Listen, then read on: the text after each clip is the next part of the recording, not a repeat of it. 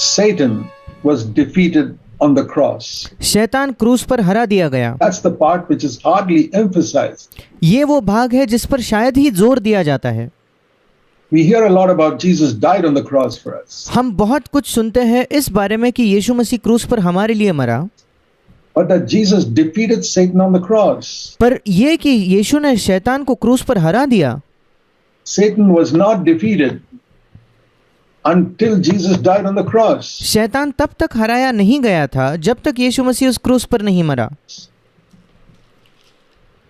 Even when Jesus was alive, he himself could overcome Satan. जब यीशु मसीह जीवित भी था तब वो खुद तो शैतान पर जयवंत हो सकता था, That's why but nobody else. पर उसके अलावा और कोई नहीं। That's why in the entire Old Testament, you read about Satan in Genesis 3. इसी वजह से संपूर्ण पुराने नियम में आप शैतान के बारे में उत्पत्ति इसके 3 अध्याय में पढ़ते हो, And then you hardly ever read about him in the whole Old Testament. और उसके बाद संपूर्ण पुराने नियम में आप शायद ही शैतान के बारे में सुन पाते हो। You don't find Satan attacking the prophets or any such thing. आप कभी नहीं देखते कि शैतान जो है वो भविष्यद्वक्ताओं पर हमला कर रहा है, या ऐसी कोई भी बात आप नहीं पढ़ते। Because God restrained him. You read about Satan in Job. क्योंकि परमेश्वर ने उसे रोके रखा था। आप शैतान के बारे में अय्यूब की पुस्तक में पढ़ते हो, And there you read about how God restrained Satan from attacking Job beyond a certain limit. और वहां आप पढ़ते हो कैसे परमेश्वर ने अय्यूब को रोके रखा कि वो एक सीमा से बढ़कर अय्यूब पर हमला नहीं कर पाए। But otherwise you hardly hear about Satan in the Old Testament. पर उसके अलावा आप शायद ही शैतान के बारे में पुराने नियम में पढ़ते हो। But in the New Testament, पर नए नियम में as soon as Jesus came, you find he's constantly encountering the Satan and the demons in people. जैसे ही यीशु मसीह आता है आप पाते हो निरंतर यीशु मसीह शैतान का सामना कर रहा है, दुष्ट आत्माओं का जो लोगों में है उनका सामना कर रहा है। And then when you come to the Acts of the Apostles, you find the apostles were also encountering demons. और फिर जब आप प्रेरितों के काम में आते हो तो आप देखते हो प्रेरित जो थे वो भी शैतान के साथ और दुष्ट आत्माओं के साथ एक लड़ाई में थे। And then you come to the epistles, you find overcoming Satan is a major part of the Christian life. और जब आप पत्रियों में देखते हो तो तब आप देखते हो कि शैतान पर जयवंत होना ये मसीही जीवन का एक बड़ा हिस्सा है। Let me just show you 2 verses. मैं आपको 2 वचन दिखाना चाहूंगा। Hebrews 2 and verse 14 and 15. इब्रानियों की पत्री 2 अध्याय 14 और 15 वचन। Since the children share in flesh and blood, इसलिए जबकि लड़के मांस और लहू के भागी है, Jesus also took part of the same. तो वो आप भी उनके समान उनका सहभागी हो गया। Why? क्यों? Not just to forgive our sins, केवल हमारे पापों की क्षमा करने के लिए नहीं, which is true, वो तो सच है, so that he could die. You know, ताकि वो मृत्यु सह सके। he couldn't die unless he took on a human body. अब यीशु मसीह की मृत्यु तब तक नहीं हो सकती थी जब तक वो एक मनुष्य का शरीर न ले ले। But when he died, through that death, पर जब उसकी मृत्यु हुई, उस मृत्यु के द्वारा he made powerless the one who had the power of death, that is the devil. उसने उस मृत्यु के द्वारा उसे जिसे मृत्यु पर शक्ति मिली थी अर्थात शैतान को निकम्मा कर दिया। So as far as we know, up until the time that Jesus died, Satan had the power of death. और इसलिए जहां तक हम जानते हैं जब तक यीशु की मृत्यु नहीं हुई थी तब तक मृत्यु की सामर्थ शैतान के पास थी। I mean, he couldn't touch any God-fearing person किसी भी परमेश्वर के भय रखने वाले व्यक्ति को वो छू नहीं सकता था without God's permission. परमेश्वर के अनुमति के बगैर। As we read in the book of Job, जैसे हम अय्यूब की पुस्तक में पढ़ते हैं and chapter 2, God और 2 अध्याय में said you can touch his body and make him sick, but you cannot take his life. जैसे परमेश्वर ने शैतान को कहा तुम अय्यूब के शरीर को छू सकते हो, तुम उसको बीमार बना सकते हो, पर तुम उसके जीवन को नहीं ले सकते। Satan would have loved to kill Job, but he couldn't. शैतान तो बड़ा खुश होता अय्यूब की मृत्यु करने में, पर वो नहीं कर पाया। But he did have the power of death. पर उसके पास मृत्यु की सामर्थ नहीं थी। पर उसके पास मृत्यु की सामर्थ थी। That one who had the power of death, the devil, was made powerless. पर यहाँ लिखा है जिसके पास मृत्यु की सामर्थ, मृत्यु की शक्ति थी, मतलब जो शैतान के पास वो सामर्थ थी, उसको निकम्मा, उसको सामर्थहीन, बलहीन कर दिया गया है। He wasn't destroyed. उसका नाश नहीं कर दिया गया। Satan is not destroyed. He is hale and hearty. शैतान का नाश नहीं हुआ है, वो बिल्कुल चंगा है, तंदुरुस्त है। But पर he does not have power over a person who comes, listen carefully, उसके पास एक ऐसे व्यक्ति के ऊपर सामर्थ नहीं है। अब इसको बिल्कुल ध्यान से सुने। who comes under the headship of Jesus Christ. शैतान को ऐसे व्यक्ति पर सामर्थ नहीं है जो यीशु मसीह को अपना सिर बना लेता है और उसके अधीन हो जाता है। If you live under the headship of Jesus Christ, अगर आप मसीह को अपना सिर बनाकर उसके अधीन जीते हो तो Satan will have zero power over you. शैतान की आप पर शून्य सामर्थ होगी। He has made him powerless. That's उसने उसे निकम्मा बना दिया है। why it's so important इसीलिए यह बहुत महत्वपूर्ण है for us to live under the headship of Jesus Christ, कि हम मसीह को अपना सिर बनाकर उसके अधीन जिए to bring our families under the headship of Jesus Christ. और हम अपने परिवारों को मसीह के सिर के अधीन हम लाए, कि मसीह हमारा सिर बन जाए।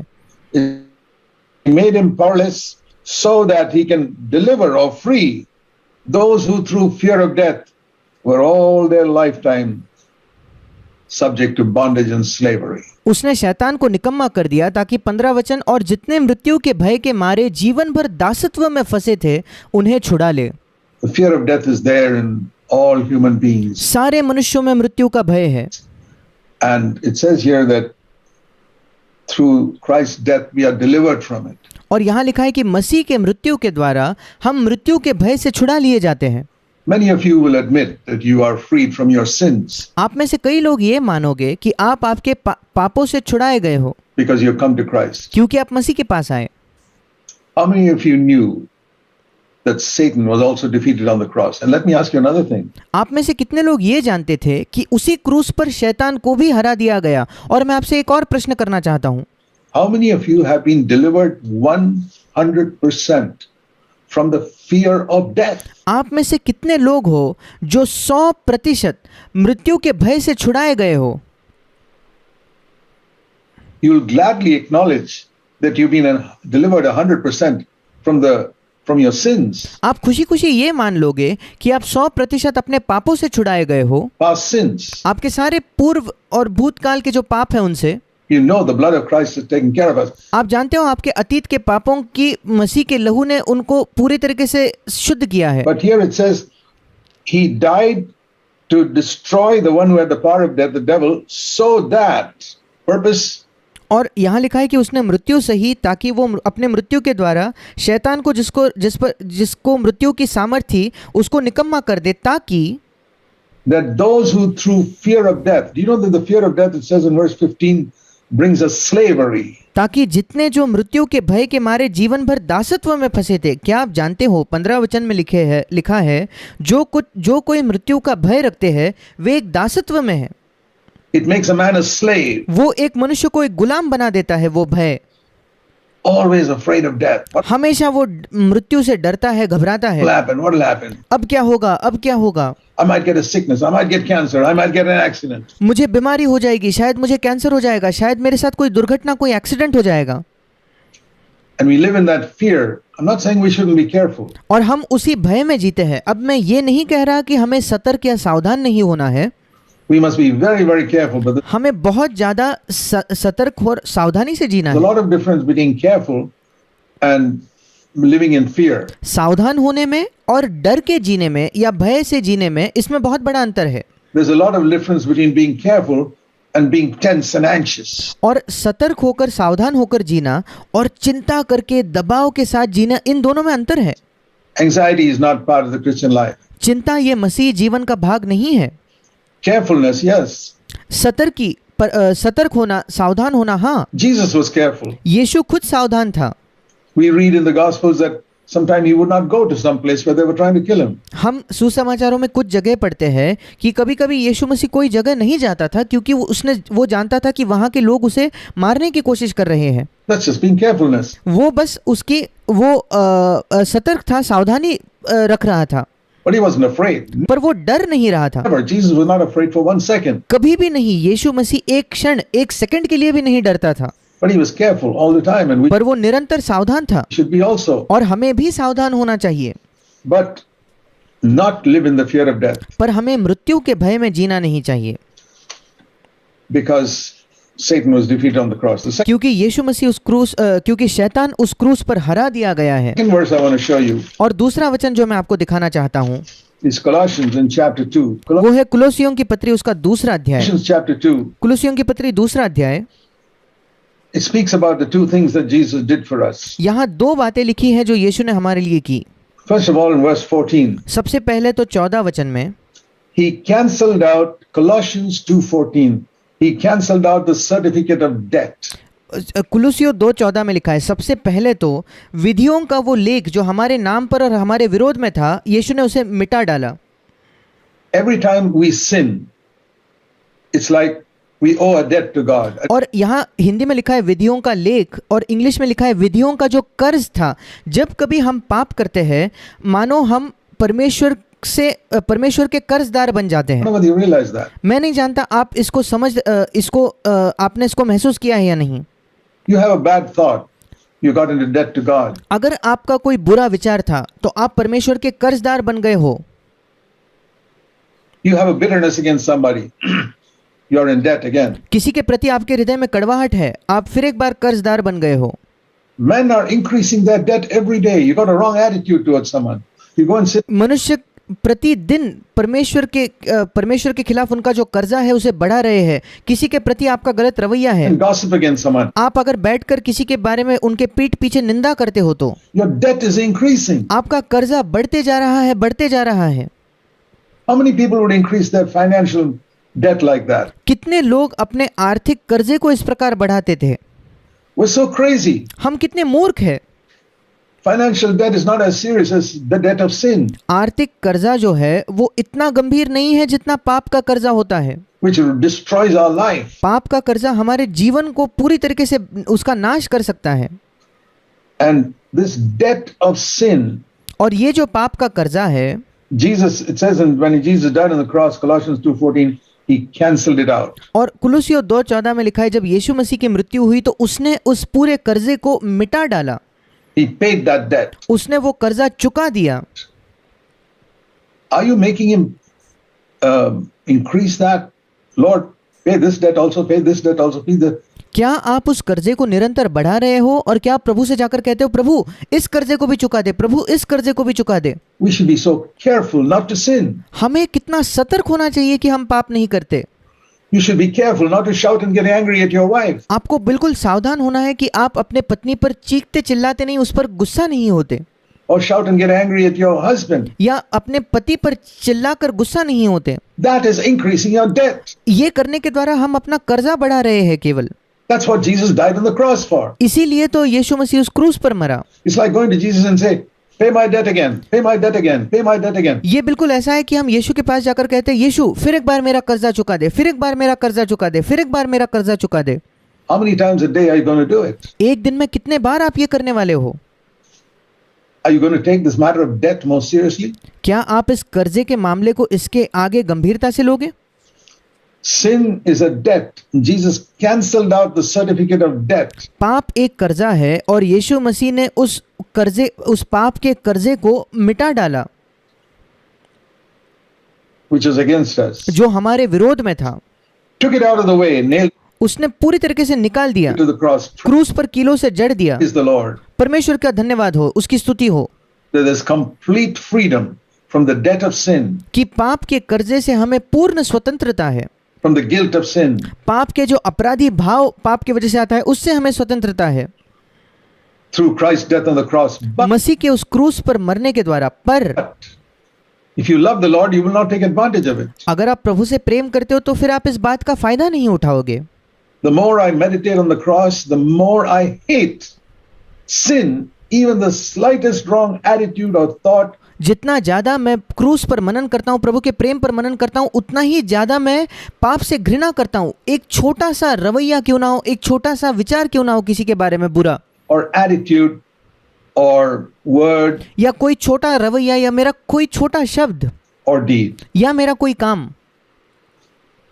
And then it says here, he took it out of the way, nailed it to the cross. और फिर लिखा है कि उसने उस विरोध में जो हमारा वो लेख था उसे मिटा डाला और क्रूस पर कीलों से जड़ दिया। Second thing he did on the cross was क्रूस पर जो दूसरी बात उसने की verse 15, 15 वचन में, Colossians 2:15. कुलुसियों 2:15 में, He disarmed the rulers and authorities, the spiritual rulers and authorities और उसने प्रधानताओं और अधिकारों को, जो आत्मिक प्रधानताएं और अधिकार थे, उसने उनको निकम्मा कर दिया that were cast out of heaven long before Adam was created. और आदम के निर्माण से पहले ही, बहुत पहले उनको स्वर्ग से जो हटा दिया गया था।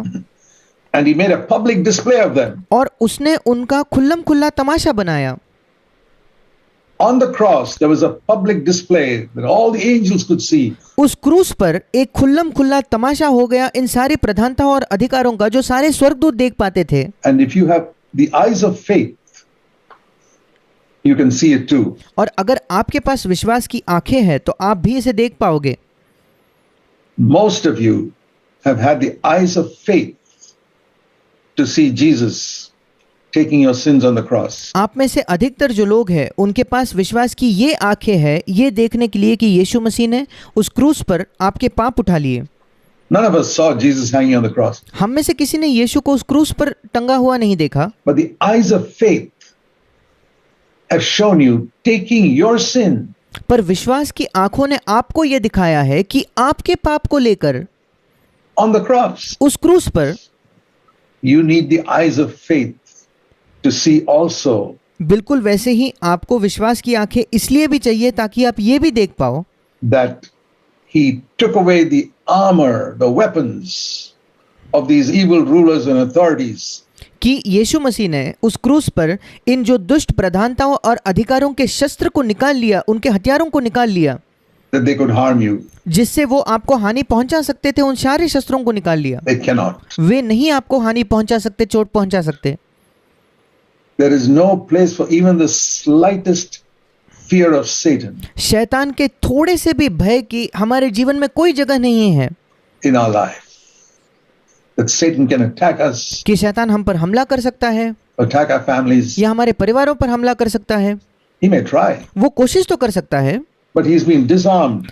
पर 15 वचन में हिंदी में यह नहीं लिखा गया, पर इंग्लिश में लिखा गया कि उन प्रधानता और अधिकारों की सामर्थ छीन ली गई है, उनके हथियार छीन लिए गए हैं।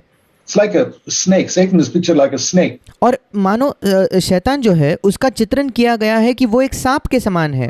The snake is not being killed, वो जो सांप है उसे मार नहीं दिया गया, but पर it's been paralyzed. उसको मानो लकवा मार गया है। You know the difference between a dead snake and a paralyzed snake? एक मरे हुए सांप के बीच में और एक लकवाग्रस्त सांप के बीच का अंतर आप जानते हो क्या? You're not afraid of a paralyzed snake if you're sure it's paralyzed. अगर आप निश्चित हो कि एक सांप को लकवा मार चुका है तो आप उससे डरते नहीं। Satan can attack a Christian when शैतान एक मसीही पर केवल तभी हमला कर सकता है जब he opens the door for the devil. That's वो शैतान के लिए खुद से जाकर दरवाजा खोले। a different thing. That paralyzed snake becomes alive again. वो अलग बात है, तब वो लकवाग्रस्त सांप जो है वो फिर एक बार जीवित हो जाता है। But he's been defeated पर वो हरा दिया गया है and he has triumphed over all these evil forces. और इन सारे दुष्ट सामर्थ्यों पर उसने जय पाई है। Jesus triumphed over them on the cross. यीशु ने क्रूस पर उन पर जय पाई। Verse 15 made a public display of them. 15 वचन, और उनका खुल्लम खुल्ला तमाशा बनाया।